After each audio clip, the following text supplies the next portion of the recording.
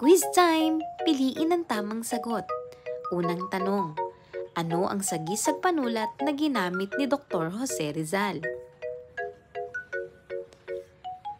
Mahusay, Laong-laan. Ikalawang tanong, ito ay isang samahan ng mga aral na Pilipino na nagsulong ng mga pagbabago o reforma sa pamamagitan ng pagsulat sa pahayagan, paglilimbag ng mga aklat at nobela, at pagtatalumpati.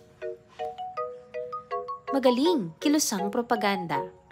Ikatlong tanong, siya ang naging kalihim ng kilusang propaganda.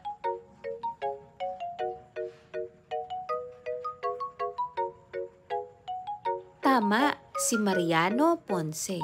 Ikaapat na tanong, siya ang patnugot ng La Solidaridad.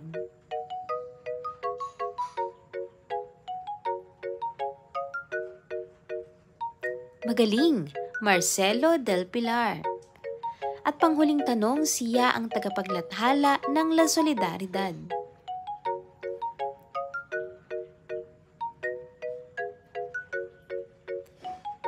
Napakahusay, Graciano Lopez Haina. Congratulations! Ilan ang nakuha mong tamang sagot? I-type ito sa comment section.